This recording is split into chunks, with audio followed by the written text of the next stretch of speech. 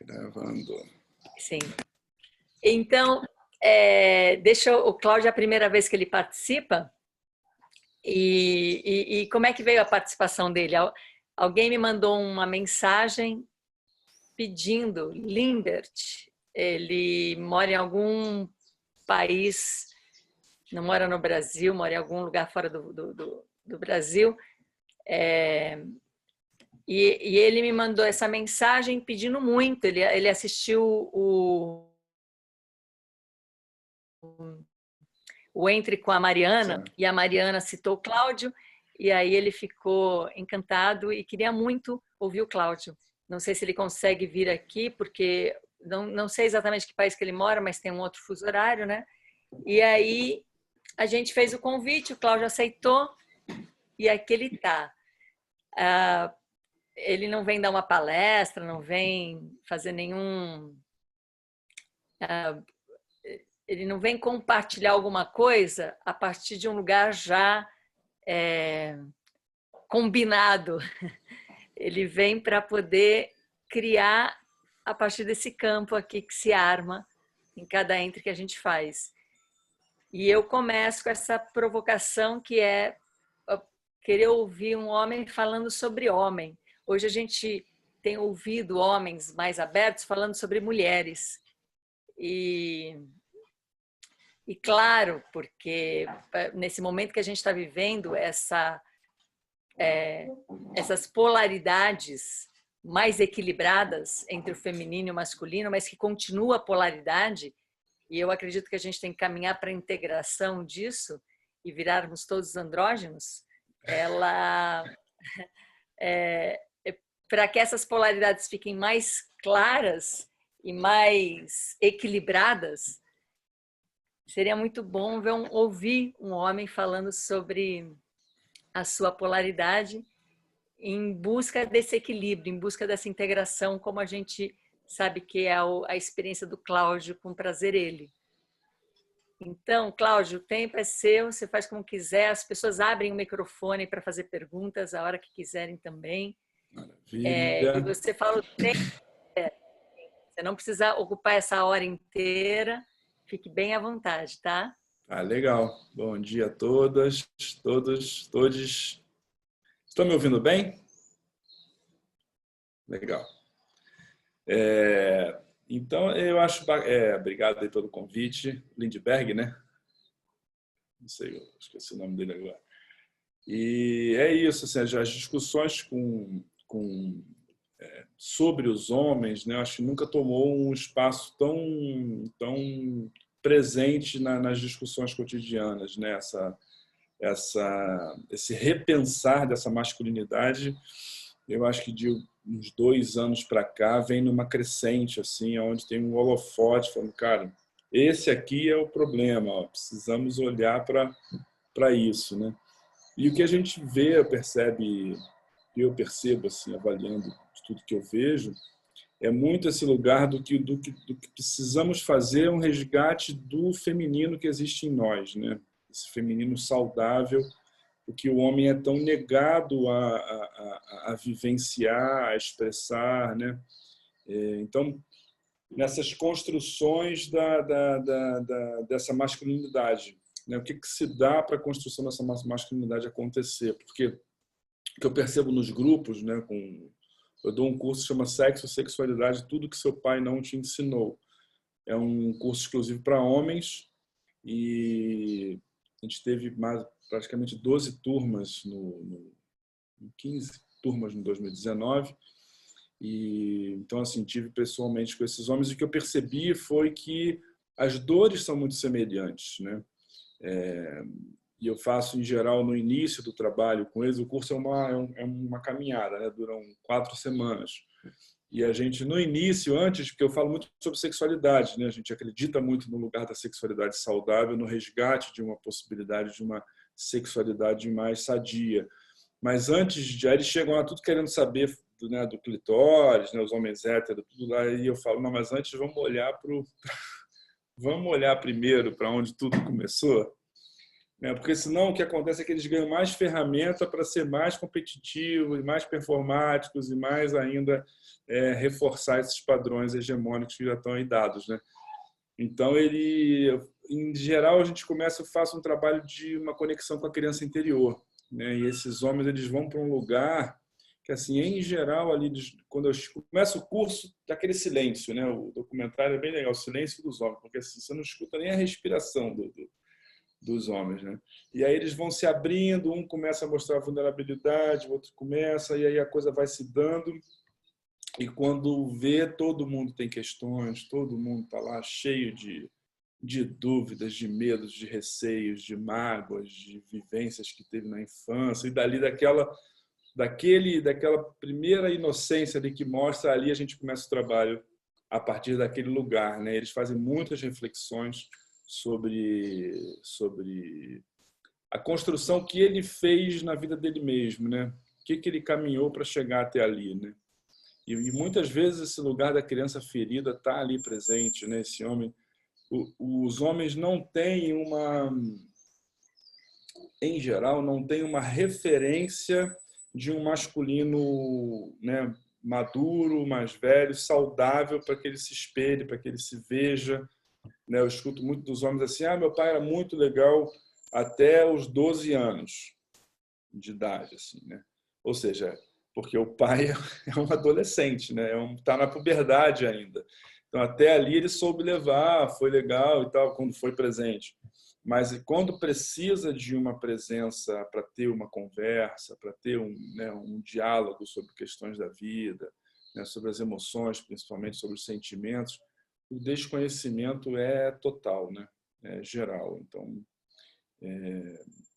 eu falo muito daquilo que eu vivi, porque hoje eu continuo olhando e revendo, né, a minha masculinidade, o meu lugar da expressão da minha masculinidade, mas eu reproduzi muito um comportamento.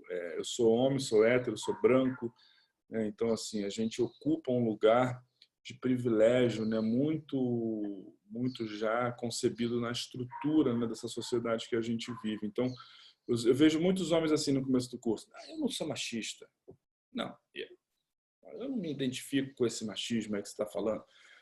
E eu falei: esse deve ser o pior, né? Esse, esses, em geral, são os que são mais assim machistas, porque eles acham que é isso, que machismo é ele matar, né, a ex-namorada, é bater Não, eu não bato na minha... Né, eu deixo a minha companheira trabalhar, essas coisas assim. Né? Aí, quando eles vão percebendo esses micromachismos, né, o lugar da construção misógina da sociedade, né? Eu falo: cara, você pode ir ali na rua a hora que você quiser, né? De short, fazer uma corrida à noite. Você se preocupa em se depilar para ir à praia, né? Você já se preocupou que se você tiver um filho, vai levar o teu nome, né? No sobrenome? Aqui em casa a gente inverteu essa lógica, né? Maria Luísa tem o nome da minha mãe. E então são muitas reflexões que eles começam a fazer. E o que eu percebo de fato, assim, é que a gente está com...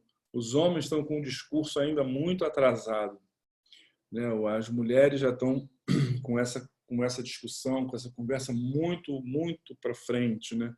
Tem muitos homens que estão começando agora a olhar para isso, né? Está começando a entender: pô, tem alguma coisa aí que será, né?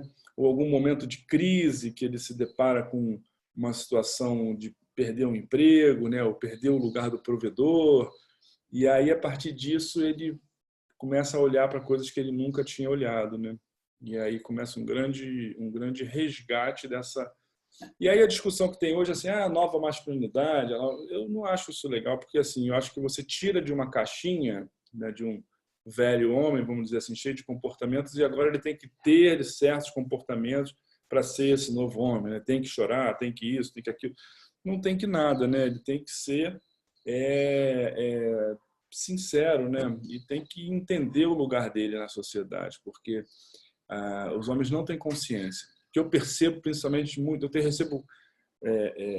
eu tenho no curso assim um canal super aberto para homens, né? Homens negros, homens índios, homens gays, homens trans, mas tenho recebido muito nos cursos homem branco, hétero, cis, eles se identificam, né, comigo, talvez, com o trabalho.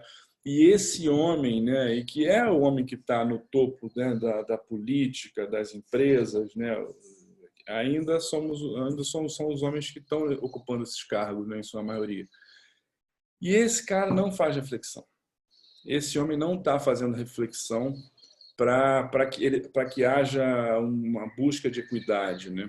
Então, é um trabalho longo que tem que ser feito, um trabalho grande de conscientização. Mas eu acredito em sementes, né, que vão sendo plantadas, e eu já tive caso nos cursos do cara que veio, aí daqui a 3 meses, 4 meses, ele fez um trabalho na empresa dele, montou um grupo, né, e aí começa a se identificar, né, com que é aquela história, né?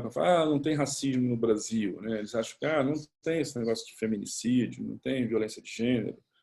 Então, quando eles começam a entender que tem sim, né? E que é muito, né? Inclusive das oportunidades, dos gatilhos de transformação dessas masculinidades é a empatia do homem com o próprio sofrimento dele, né? Então, nessas rodas de fraternidade, né, que eu chamo que são essas rodas de broderagem saudável, onde esses homens se encontram não para competir, nem para ficar medindo nada, nem para sacanear um ao outro, eles estão ali para possivelmente se vulnerabilizar. E aí, quando abre esse campo, é muito bonito, porque aí um conta uma história, né? Um rapaz, um caso de abuso na infância, então um caso de um pai, a gente ainda é muito fruto dessa educação autoritária, né, que também é um pouco assim desleixada com as crianças.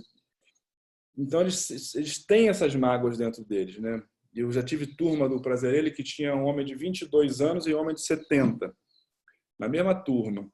E as dores eram semelhantes, né? Se você volta lá na infância, é um abraço que faltou, é um olhar, né, o lugar do vínculo que não foi construído de uma forma saudável, né? Mas aí ele entra naquele triturador social, né? A sociedade vai trazendo as necessidades das coisas acontecerem, e esse homem vai se construindo assim, se distanciando cada vez mais da essência dele. Então, quando ele se depara num lugar onde ele vê aquelas dores acontecendo com outras pessoas, aquilo é um gatilho de transformação. Ele fala, pô, eu não estou sozinho, né? Ele ali por trás da máscara, ele está sentindo um monte de coisa, mas não demonstra, né? O cara pode estar morrendo, pensando em se cometer suicídio, você pergunta, tudo bem? Ele fala, tudo bem comigo, eu estou ótimo, né?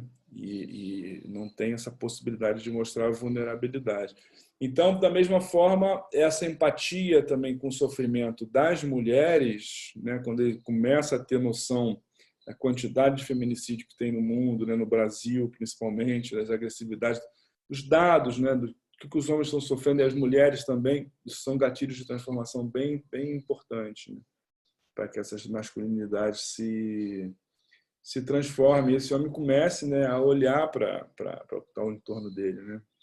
E muito da discussão que a gente está tendo, ela só existe por conta do movimento feminista, né?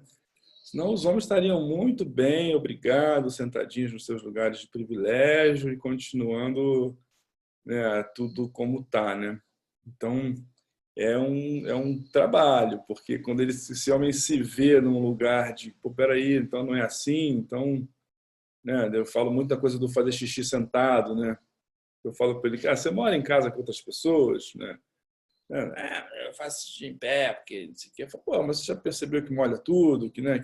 Então, assim, coisas muito básicas, né? Que eles não estão nem aí, né? Então, fica muito no lugar de ser o provedor, né? De pagar. Então, ainda a gente tem muito essa repetição dessa cultura do cara ser o provedor, né? Então não consegue estar em casa com os filhos, não consegue criar esse vínculo, e aí a gente não cria, como a Ana fala muito bem, uma cultura nova, né? Então quando esse homem, porque é uma discrepância que tem, né? Porque no âmbito corporativo, né, a mulher que tem um filho, ela se torna uma pessoa vulnerável, porque vai ter que sair para amamentar e tal. No campo corporativo, para o homem, né, ter um filho, agora é um pai de família. né? Então ele agora é um cara responsável, precisa de um aumento, precisa ganhar mais, né? Então assim é uma inversão total do que seria, né? O cara que tem filho, ele chega para os amigos e fala: eu vou sair mais cedo porque eu vou para casa ajudar em casa, né? Ajudar, né?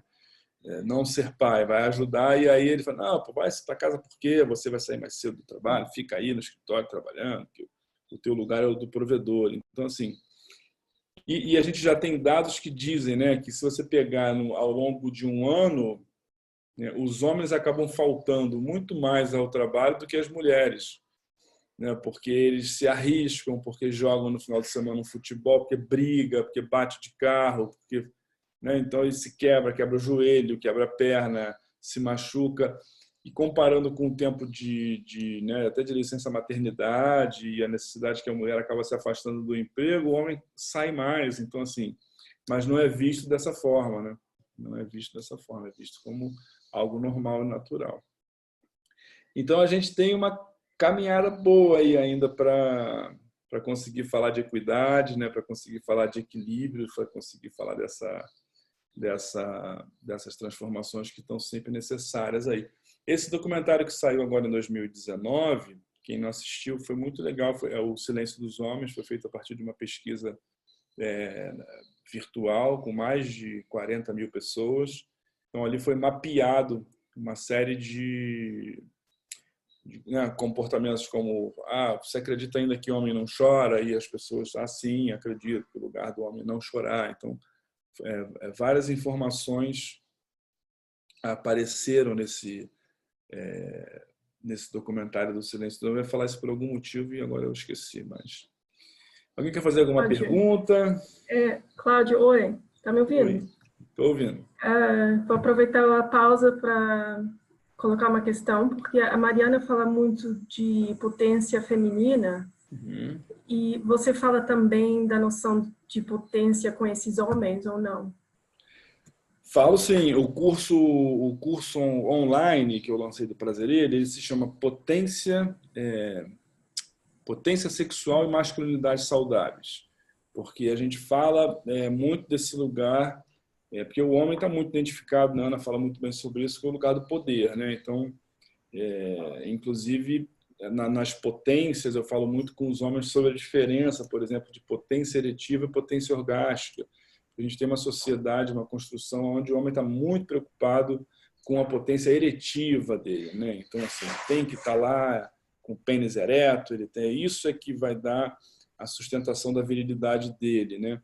E desconhece completamente, por exemplo, uma potência orgástica. Então, assim, o cara não sabe que ele pode ter prazer no corpo, que ele pode sentir coisas maravilhosas, independente de ter ou não uma ereção, né? Então, essa construção é muito nova para os homens, né? Ou uma desconstrução que precisa acontecer. A gente vive uma sociedade de um sexo muito falocêntrico, né? Muito performático. Então, o homem confunde muito esse lugar da potência com o lugar de performance, né? Então,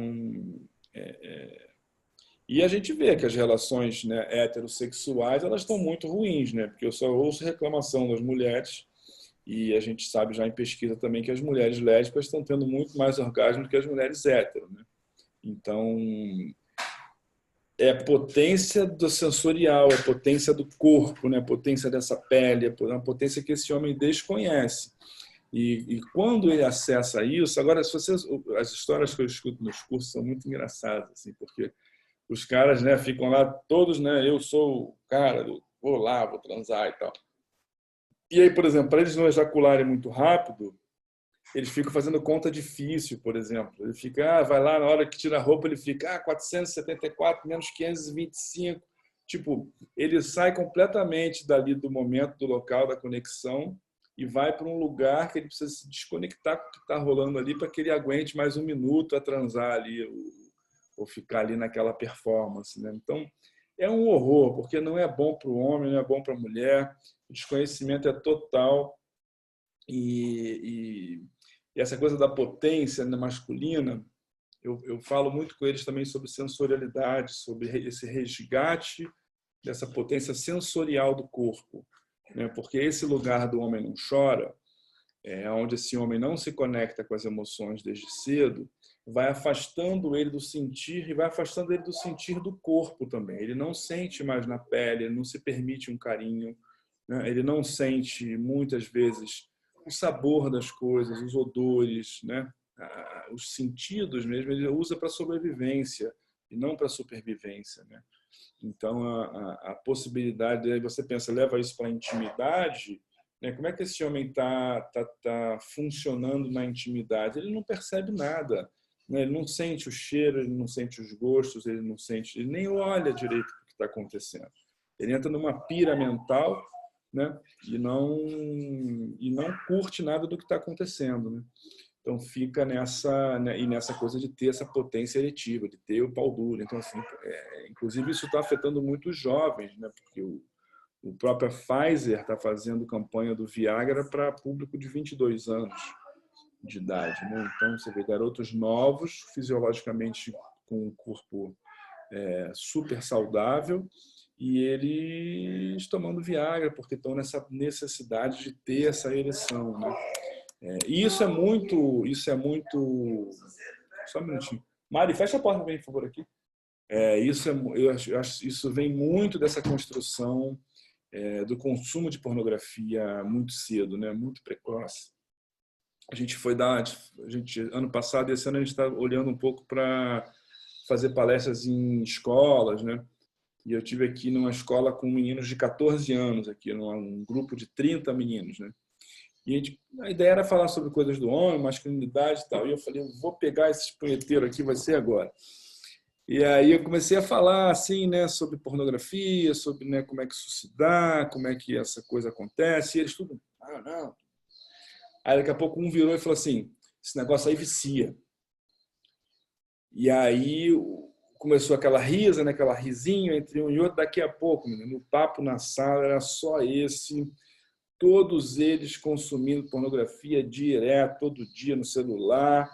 E aí eu queria isso, né? Eu queria que eles trouxessem essas referências para a gente poder começar a desconstruir.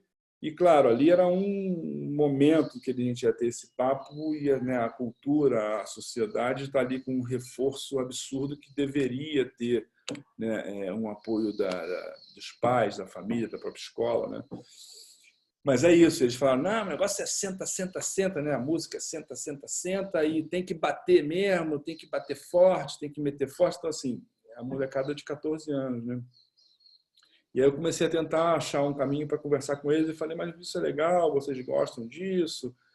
E assim, alguns já tinham uma reflexão de que isso também leva eles para um lugar de angústia, leva eles para um lugar de cobrança, né? De ser essa máquina performática, sexual, que é uma coisa irreal, né? É uma coisa humanamente impossível aquilo que acontece nos filmes pornográficos, né? O cara transa na sala, no barco, na casa, dentro do carro, no lustre, no corrimão das casas, tudo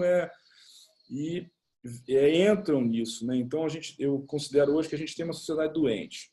E se a gente pensa no consumo de pornografia e a partir de 9, 10 anos de idade, a gente está vendo uma distorção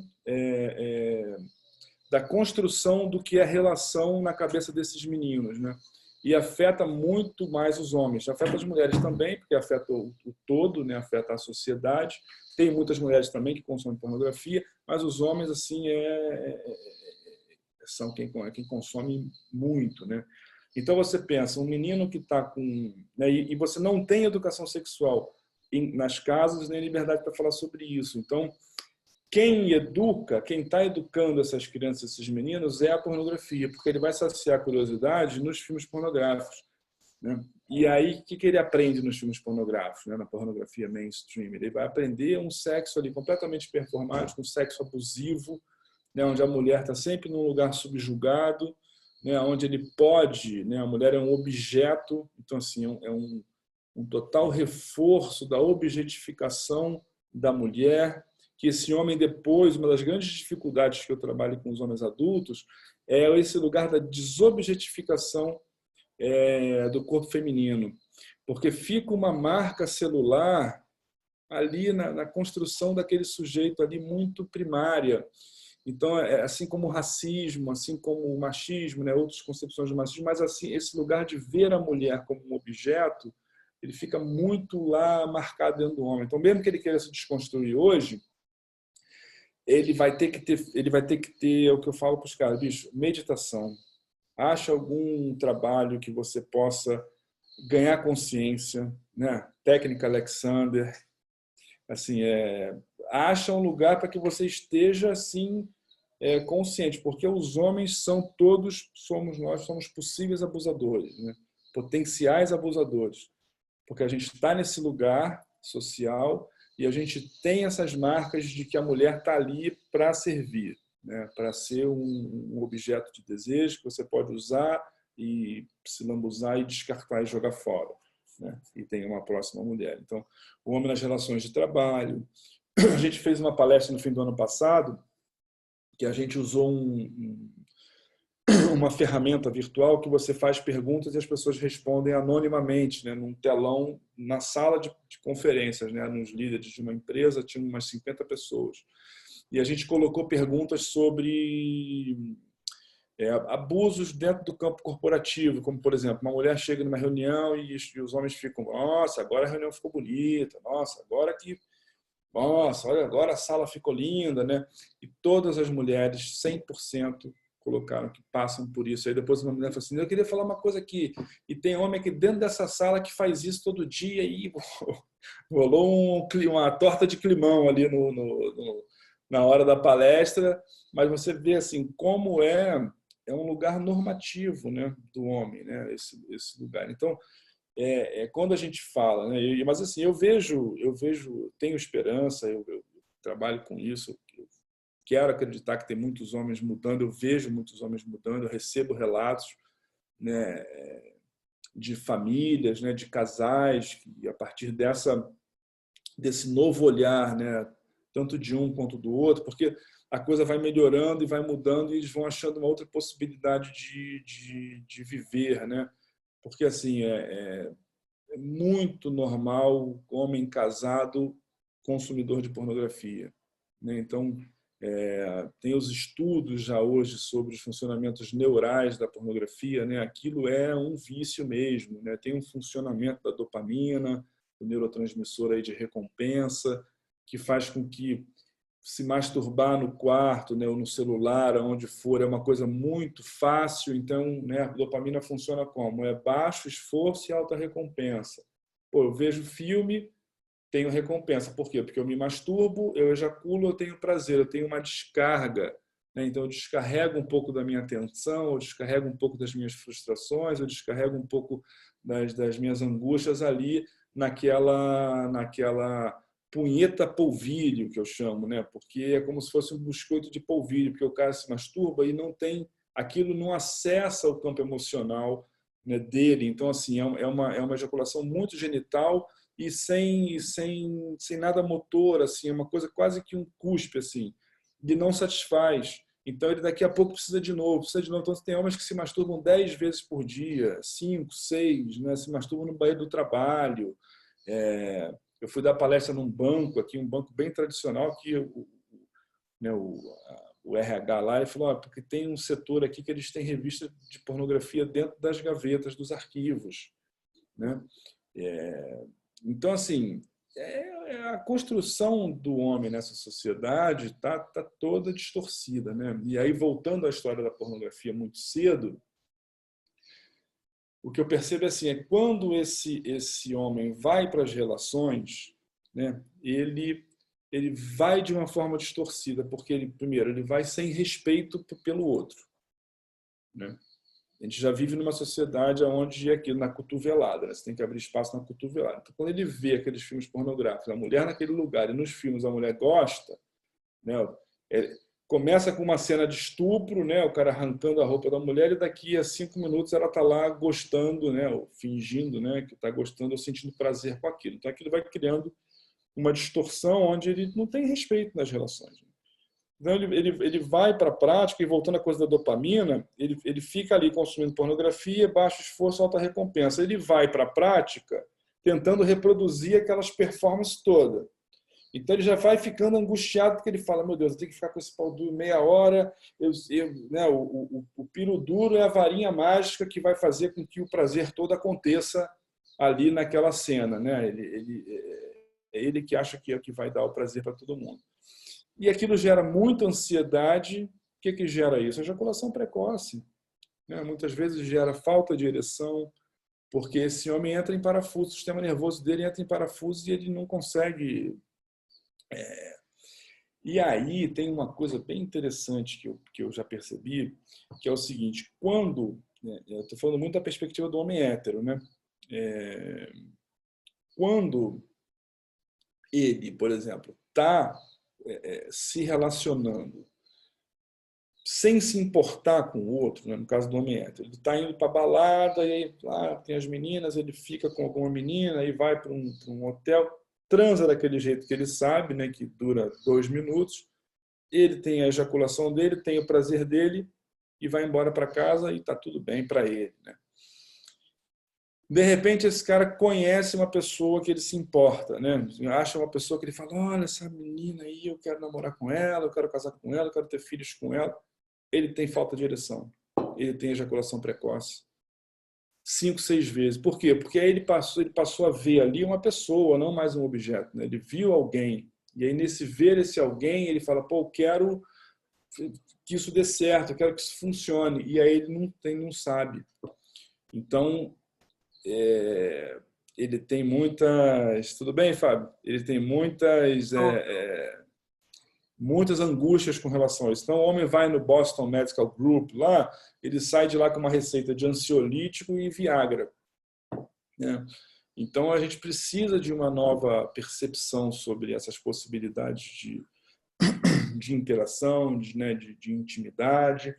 Mas o que eu percebo é que para o homem, assim, muitas vezes E quando a gente fala de gatilhos de transformação de masculinidade, né, essa palavra é um pouco perigosa, mas é que a gente usa, gatilhos de transformação das masculinidades, que são, né, crises, perdas, né, do lugar de provedor, ou perda de uma família, a paternidade é um grande gatilho de transformação, né, entre outros, né, campos, né, de contatos com espiritualidade, muitos espaços seguros para mostrar vulnerabilidade. São lugares onde essas masculinidades podem se transformar.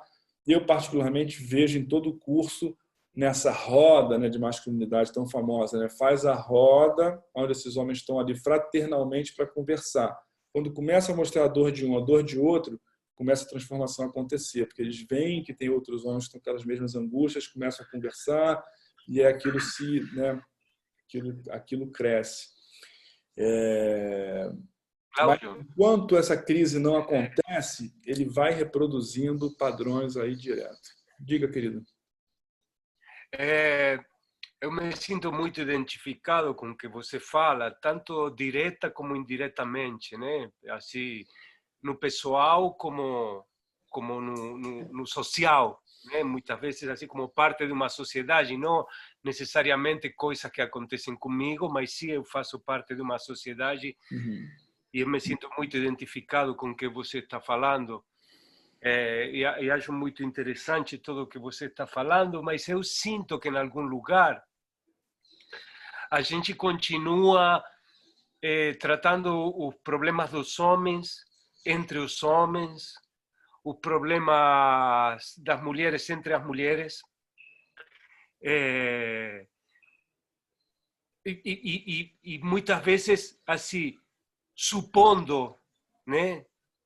Pelo que, por exemplo, num grupo de homens, a gente muitas vezes fala coisas que a gente supõe que as mulheres querem, ou que as mulheres gostam, ou que as mulheres...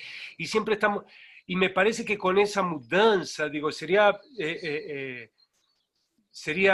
interessante, que eu vejo pouco isso, essa coisa, juntos, né?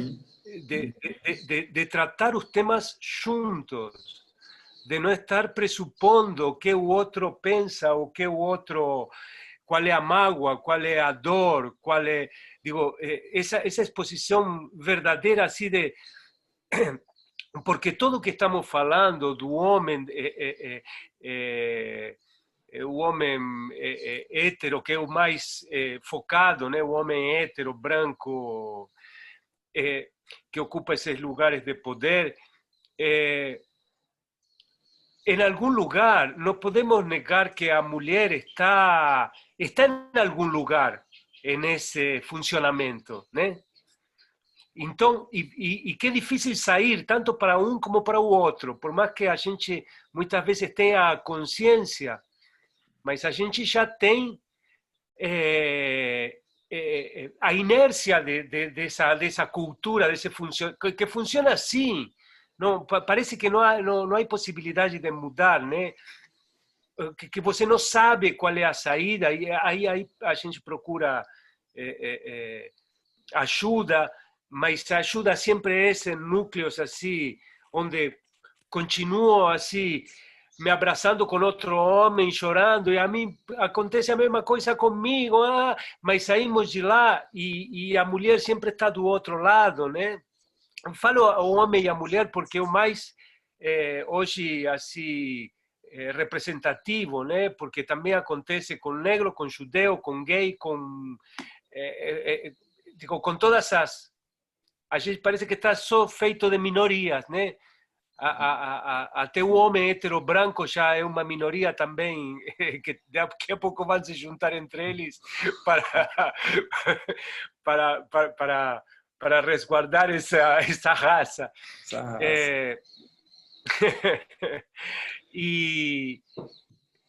Então, digo, me parece que estamos na hora assim, de começar a deixar coisas de lado, né, e a pôr o ser humano como centro, assim, sem sexo, sem cor, sem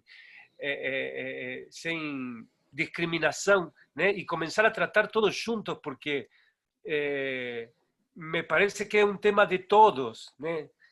Não sei, você que acha? Eu concordo com você, assim, no sentido de que é preciso que a gente faça essas interseções, né? E a gente tem essas conversas e a gente primeiro tem essa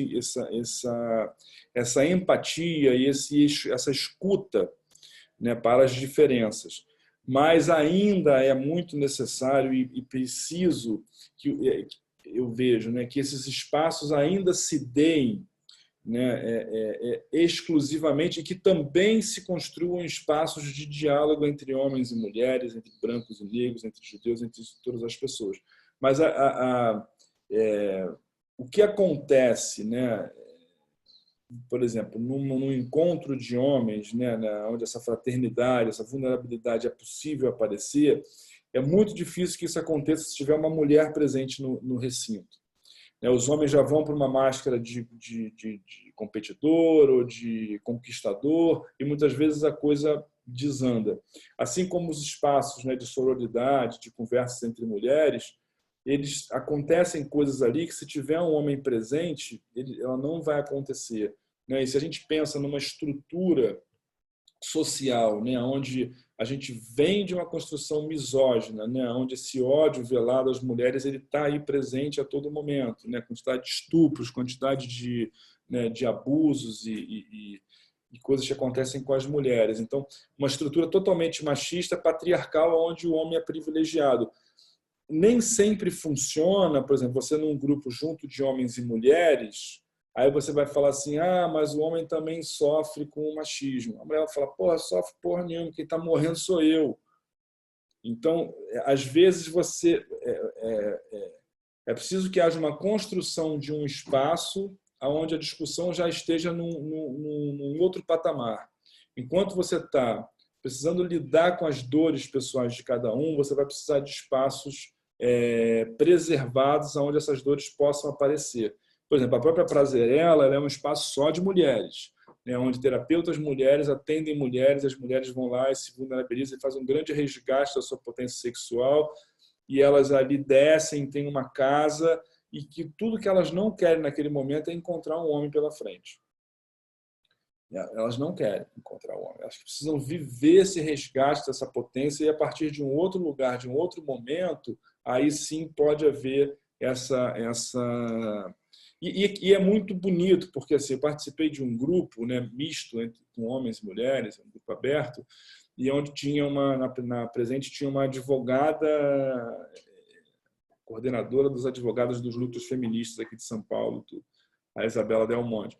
E aí a Isabela, uma hora, estava assim, muito né, botando a... E aí a gente chegou num consenso que foi assim, se a discussão for para esse antagonismo, você não tem transformação. Né? Porque aí eu não quero te escutar, né? Eu quero te culpabilizar, eu quero mostrar a você o teu papel na sociedade, eu quero mostrar o mal que você está fazendo, e aí a coisa vai para uma discussão que não é produtiva. Então, cada um tem que né, discutir as suas questões, se fortalecer nas suas questões, para depois dessa discussão. E ela concordou no final, ela falou, olha, eu estou até mudando aqui porque de fato é isso, eu preciso ouvir, eu preciso entender, né, a gente precisa juntar as pessoas. Né? Mas quando você, por exemplo, quando você tem, né, um enorme, né, homicídio de pessoas negras no Brasil, né? Não dá para você falar, vamos pensar em humanos e vamos transcender isso. Cara, quem está morrendo não tá com podendo acessar esse lugar, porque ele ainda precisa sobreviver. Né? Então, assim, eu escutei de um homem negro que ele falou, cara, eu trabalho com masculinidade, falam muito em se vulnerabilizar. Ele falou, eu não posso me vulnerabilizar. Se eu me vulnerabilizar, eu morro aqui na esquina, porque a polícia me mata. Então, eu tenho que andar com a minha guarda alta, tenho que andar ali. Então, assim, essas realidades, né, elas estão aí dadas. Então, a gente precisa... É ótimo, né, que a gente possa... O dia em que a gente vai poder se ver como humanos, né, independente de raças, gênero e escolhas, mas eu acho que ainda é preciso, a gente está muito fora de consciência. Por exemplo, o próprio Silêncio dos Homens, né, que aconteceu no ano passado, que está com mais de 700 mil visualizações já no YouTube, nem sei quanto é que está agora. Ali no filme foi possível, a ideia do filme era furar bolhas, né? Então trazer discussões sobre para além do homem branco, né? Porque esse patriarcado muito que a gente fala é um patriarcado do homem branco, né? Do colonialismo e tudo. Então ali no filme trouxe a perspectiva, por exemplo, do homem negro, trouxe a perspectiva do homem gay, trouxe a perspectiva do homem trans, né? E são realidades, por exemplo, a realidade que os homens trans vivem na sociedade, no mundo hoje, ela ainda precisa ser muito discutida, tem que crescer muito o olhar para essas realidades, para que a gente possa dizer, somos humanos. As dores ainda são muitas e precisam ser escutadas, precisam ser ouvidas, precisam ter lugar, precisam ter espaço. Né? Eu dei uma palestra no Serasa, né, que eles estão já com um projeto de inclusão social, me parece um pouco mais elaborado, assim, maduro, porque não basta você ter diversidade, né? Você tem que ter inclusão na empresa. Então eles até relataram um caso de uma empresa que vamos ter diversidade, começaram a contratar pessoas e depois deu uma grande confusão dentro da empresa. Porque, por exemplo, se você contrata uma pessoa cega, você vai ter que ter identificação em braille para a pessoa poder trabalhar dentro do espaço. Né? Se você contrata uma pessoa deficiente, né, você vai precisar de ter um banheiro especial para essa pessoa. Então, eu acho que ainda está muito... Né, a gente está a caminho desse lugar de poder ter essas discussões de uma forma independente de raça e gênero, né? Mas, por exemplo, falando do recorte, diga. Só uma coisa queria dizer. Eu muitas vezes eu volto a me sentir assim representado com o que você está falando, porque é um pouco o que eu penso, que a gente precisa de uma preparação, mas às vezes eu falo, mas será uma coisa que desde a minha experiência e às vezes sentindo que estou subestimando um pouco o outro, pensar de que eu sinto que talvez eu estou preparado para um encontro assim, mas não todo mundo, né? Então, a gente teve uma experiência aqui muito interessante, num retiro, que vieram 5 moradores de rua que ninguém esperava, e um deles transexual, e eles se pareceu que estavam muito mais preparados que a gente para esse encontro, né? Então, eu acho que se a gente acha que tem mais um preparado para um encontro desses, que também pode ser essa coisa de a gente se sentir preparado, pode ser um pouco de arrogância, né? E a gente não estar tão preparado, digo, podem ser encontros que até deixem cair as máscaras de quem acha que está preparado. Eu às vezes me sinto assim que a gente, não sei, eu trabalho também com a arte e eu sinto que até a arte, né, começou a subestimar o ser humano, né? Se começou a fazer arte com o intuito de que o outro entenda o que eu estou fazendo. Então já deixa de ser uma criação genuína, né? Começo a subestimar o outro, né? A colocar o outro em um lugar muito sem muito valor.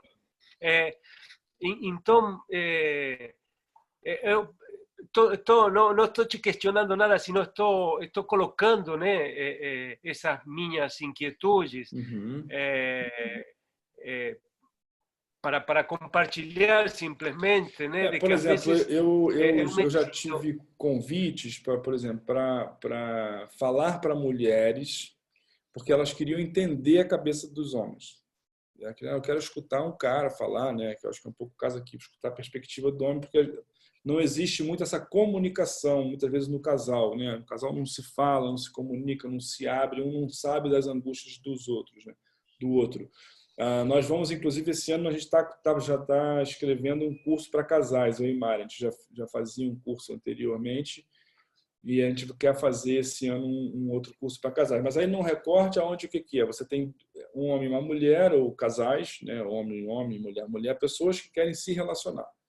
E aí elas vão precisar, às vezes, cria esse espaço de conversa ali entre eles e é possível que as dores apareçam. Mas é como se fosse uma terapia de casal, né? Onde um fala, eu acho isso, e o outro, eu acho aquilo, e tem ali um mediador que pode dizer, não, peraí, mas olha para aquilo, olha para isso. Então, é interessante, né? É possível, assim. Eu, da minha perspectiva, eu escuto muito mulheres, eu convivo muito com mulheres. Você também aí deve, né? Porque você tem a Ana, tem as filhas todas. Mas aqui a gente está muito nas rodas de discussão, né? Mulheres feministas, mulheres engajadas. Então, no projeto, na militância, e assim, tem lugares onde essas dores são ainda muito discrepantes, né? E se você junta numa discussão homens e mulheres para falar sobre isso, a possibilidade de dar briga é bem grande. Mas eu acho que é possível, que é necessário que isso aconteça, né? Mais, que é preciso que isso aconteça, porque às vezes existe justamente o Instagram do Prazer, ele ainda é 70% seguido por mulheres. Então, você vê como as mulheres, né, principalmente que se relacionam com homens, têm interesse em entender esse universo nosso. Né? Por que o cara é assim? Né? Por que ele faz isso? Por que ele não se abre? Eu converso com meu marido, eu falo, mas fala comigo, me diz o que você está sentindo. E o cara está lá, não fala, entendeu? É uma esfinge.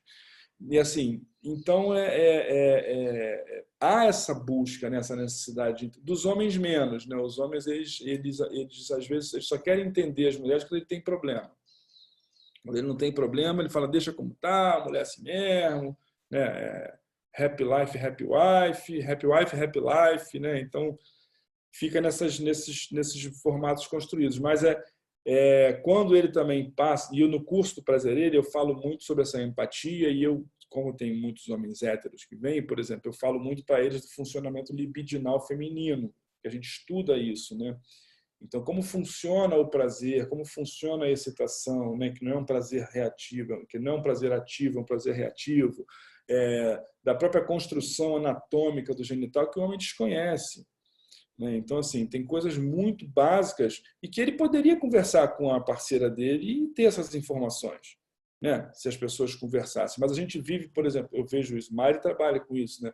A perspectiva das mulheres. As mulheres estão ainda se descobrindo, por exemplo, na parte da sua própria sexualidade, né? Então, você vê, a Mari tem curso dela que ela dá um espelho, né, para as mulheres se olharem seu genital. Tem um monte de mulheres, talvez 80% ou mais, que nunca olhou o seu próprio genital, né, que se desconhece os seus ciclos, desconhece, porque a gente vive numa sociedade performática, machista, patriarcal, que o lugar da mulher é o quê? É tomar anticoncepcional para não ser cíclica, né? Para não menstruar e estar aí trabalhando sem problema, né? A mulher que assume lugares de poder nas empresas, ela tem que botar o clitóris na mesa, né? Ela tem que reproduzir comportamentos masculinos. Então, a gente ainda está muito poluído pelo patriarcado e a estrutura que a gente vive. Então, assim, precisa que uma desconstrução grande aconteça. E eu acredito muito nas conversas inclusivas, né? E onde você tem ali numa sala homens e mulheres conversando sobre suas questões, mas às vezes o desconhecimento ou as dúvidas ou as dores são tão latentes ou tão ainda primárias que os espaços individuais para que cada um elabore isso um pouco e depois traga para uma discussão, né, algo um pouco mais... Eu mostro um filme, né, para os caras no curso, sobre um filminho de 3 minutinhos assim, de uma empresa dessa aí, onde mostra o que acontece num ciclo de 28 dias, né, da mulher, né? E aí aquele monte de coisa acontece, quando chega no final aqui, aí fala, agora tudo de novo. Então, assim, e aquilo acontece todo mês, e os caras não sabem, né? Os homens não se atentam a isso, né? Ele parte muito da perspectiva dele de que a mulher vai funcionar linearmente como os homens. Então, assim, se você bota esse homem, por exemplo, que não se considera machista, né? Eu não sou machista, para discutir numa sala onde você tem uma mulher com dores, por exemplo, né? Uma mulher que foi abusada, uma mulher que se viu numa situação, ou que se vê diariamente numa situação de não poder sair na rua sem que um homem mexa com ela, né? Sem que alguma coisa aconteça. Então, assim, eu acho que essas pautas precisam e estão evoluindo, mas precisam evoluir mais para que a gente possa ter diálogos mais construtivos. Eu escutei recentemente um caso de uma palestrante que foi para o interior do Brasil e depois de falar sobre gênero, sobre equidade de gênero e tudo. E aí, depois da palestra, um senhor procurou ela e falou assim, olha, gostei muito da palestra que vocês falaram aí, tudo bem interessante. Então, quer dizer que eu não posso bater nas mulheres, né? Eu não posso, né? Ela falou, não. Aí ele falou, mas eu não posso bater nem na minha. E, assim, mas ele não estava perguntando ironicamente. Ele tinha aprendido uma coisa nova. Então, assim, você imagina esse cara numa discussão sobre, sabe? Às vezes a gente tem uma pedra bruta para ser elaborada e aí sim a gente vai tendo possibilidades de interseções, de discussões, de discursos bem favoráveis e construtivos, né? Porque aí um escuta o outro, né? Porque às vezes não tem essa troca, mas a gente ainda tem cenários ainda muito... E eu estou falando aí do interior do Brasil, mas se você pensar aqui, né, recentemente a gente teve aí o vídeo do casal lá já que foi aqui em Guarapuava, no sul do Brasil, né? Que no áudio, antes dele matar, né, a companheira dele lá, ele fala, você é mulher, você tem que entender que você é mulher, você não pode querer ser homem. Então, assim, essa construção, né, né, dessa falsa superioridade masculina, né, e dessa inferioridade feminina, né, que fala, vai ficar chorando igual mulherzinha, né? Isso vai construindo esse lugar onde o homem é o forte, a mulher é o fraco. É engraçado. Cláudio, Oi, vamos acabar? Só para não perder essa... Ficaria aqui só te ouvindo o dia inteiro, né? Que eu emendo uma história na outra incrível. Mas eu acho que são duas coisas que coexistem, porque eu acho que, com certeza, um lugar para que as mulheres possam olhar para as suas necessidades e os homens possam entrar em contato com outras possibilidades. E uma outra coisa, que talvez seja isso que o Fábio esteja trazendo, uma outra coisa é saber que estamos todos sob esse mesmo guarda-chuva, que homens e mulheres cresceram nesse sistema machista. Então, a mulher, ela não se dá conta, às vezes, do quanto ela sustenta o machismo e o quanto ela ensina, né, os seus filhos ao machismo. Então, porque são vários aspectos, né? Tem um ali que é bem claro, homem e mulher, e tem um outro que é a nossa sociedade. E essa nossa sociedade são homens, mulheres, crianças, adultos. E aí, depois, se a gente vai destrinchar homens e mulheres, são homens e mulheres que uma mulher e outra é tão diferente quanto um homem e uma mulher, e quanto um homem e outro homem, né? E aí a gente vai indo dali para a singularidade. Então, é muito bacana que vocês, como casal, né, você e Mari, estão tão alinhados nesse assunto, poder, de uma maneira coexistente, trazer esse olhar mais amplo, que somos todos educados no machismo, porque se o homem está na performance, a mulher também está na performance. Porém, são performances diferentes, né? Se o homem está na sedução, a mulher também está na sedução. Então, a gente continua sustentando um sistema machista, mesmo sendo feminista e mesmo sendo um homem mais sensível, que inclusive cai... Quando eu ouvi pela primeira vez o termo esquerdo macho, me deu um alívio, que falei, nossa, alguém mais está vendo o que eu estou vendo, né? Que já tem até um termo, que é o homem aproveitar dessa situação para se colocar de bacana e continuar ocupando o lugar de poder. Falar assim, não, eu vou fazer a minha mulher sentir prazer, que é machista, né? Então, a gente tem relações, homens e mulheres, tão sutis que sustentam o machismo, que poder olhar para isso de uma maneira juntos, coexistindo com esses momentos também separados, né? É muito legal quando o casal, né, os dois começam a querer olhar para essas construções e aí começam a cair fichas. Aí é muito bacana, porque aí potencializa muito a dinâmica dessa desconstrução e aparecer uma nova possibilidade, né? Porque o cara está ali vendo, opa, peraí, então tem coisas aqui, deixa eu ver para isso aqui. E a própria mulher está vendo também as questões onde ela está reproduzindo, né? Isso que você falou acontece demais. Teve até um caso engraçado num curso que o rapaz saiu todo afim lá de se desconstruir, de ser mais empático, de ser tal, e ele falou que saiu para uma balada e tal, e saiu com a menina falava, não, me pega assim, me bate, me pá, e ele, pô, cara, e aí o que eu faço? Eu falo, cara, a desconstrução é para todo mundo, está todo mundo reproduzindo, né, identificado com esses lugares. Então, às vezes, você vai precisar ir procurar uma outra balada, essa balada aí que você está indo não... de repente não está legal.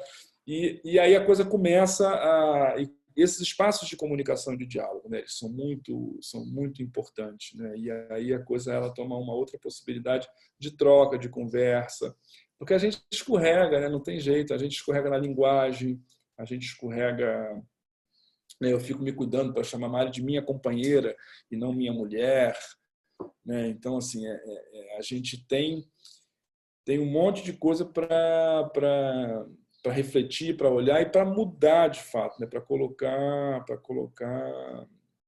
em prática no dia a dia, né? Essa coisa das tarefas domésticas, né? Da divisão de tarefas, a parte de cuidado com os filhos. A gente ainda vive num lugar que é muito isso. Eu troco fralda, falo, você é um paizão, né?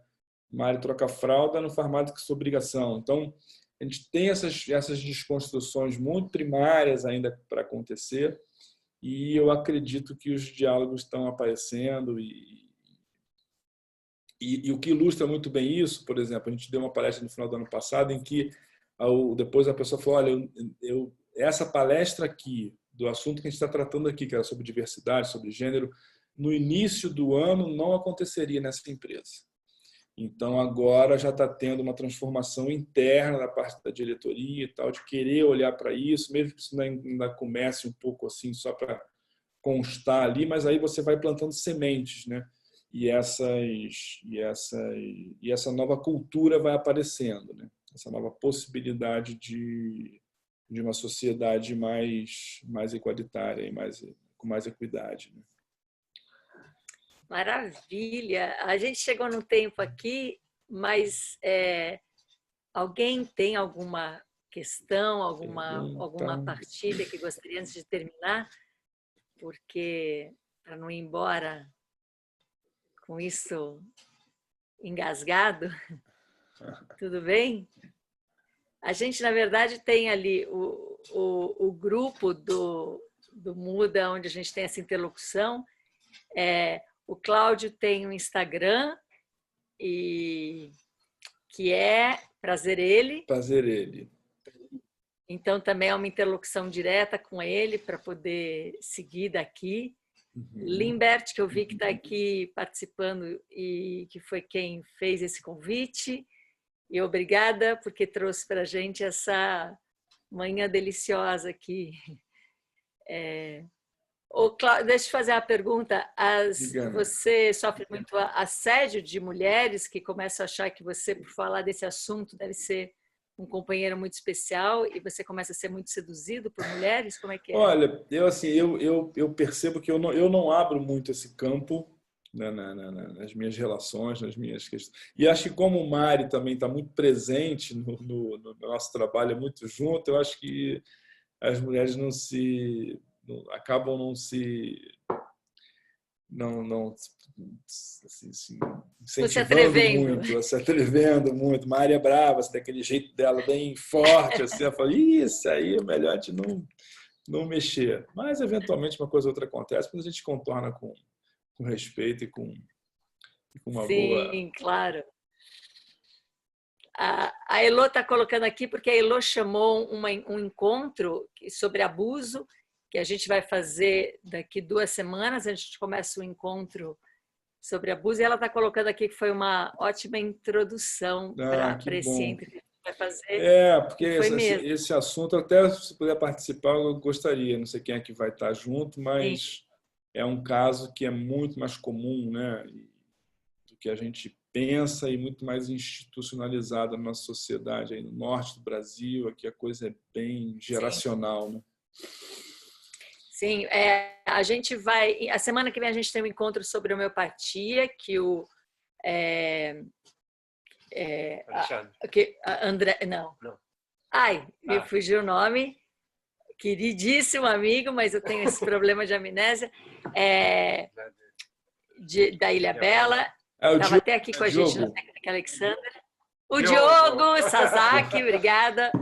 O Diogo vem a semana que vem falar sobre homeopatia.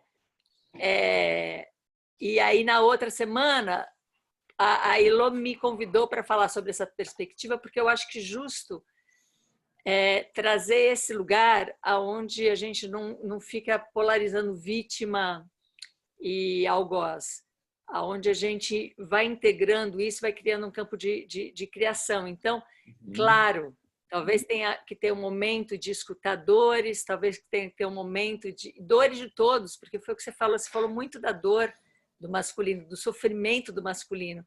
E a ideia, quando a gente polariza demais, é que um está sofrendo e o outro não está sofrendo, e o outro está abusando, né? E o sofrimento é de todos. Então, o machismo, eu falo que ele assassina as mulheres, mas suicida os homens, né? Exatamente, esse sofrimento de todos, né? E então está convidadíssimo, todos, é uma interlocução onde alguém faz uma iniciação e puxa, mas o caminho vai para onde todos nós construirmos juntos. Então, vai Maravilha. ser no dia 25, Legal. às 9 horas também. Cláudio, muito grata, sim, pela sua presença, pela alegria que você Agradeço. traz e pela abertura mesmo, né? Porque estar nesse lugar de desconstrução aparentemente fragiliza, que é o nosso grande acesso para a potência, né? Então, obrigada por partilhar esse caminho para a potência, né? Estou aí olhando Muito para bom as mesmo. coisas. Isso que você falou é muito interessante, até no trabalho de violência de gênero. A Gabriela Mansur, que é uma promotora aqui, ela trabalha muito acolhendo as mulheres vítimas de violência, né? Mas ela olhou uma hora e falou assim, mas eu preciso entender esse agressor. E aí começou um trabalho lindo aqui, que são os grupos reflexivos, que os homens que cometeram violência de gênero e estão condenados pela Maria da Penha podem frequentar. Isso é uma série de 30 encontros, tem um método. E pelo menos na comarca dela, a taxa de reincidência caiu para 2%. Olha só, Desses claro. homens, né? No início ele vai lá e fala, não tem nada a ver com isso. No segundo, terceiro, quarto encontro, parece que as fichas começam a cair. E aí você começa a entender que tem dor de cá, tem dor de lá. E Sim. como é que a gente faz esse acordo para você ficar melhor? É desse lugar que a gente tem que falar junto mesmo, né? É desse lugar.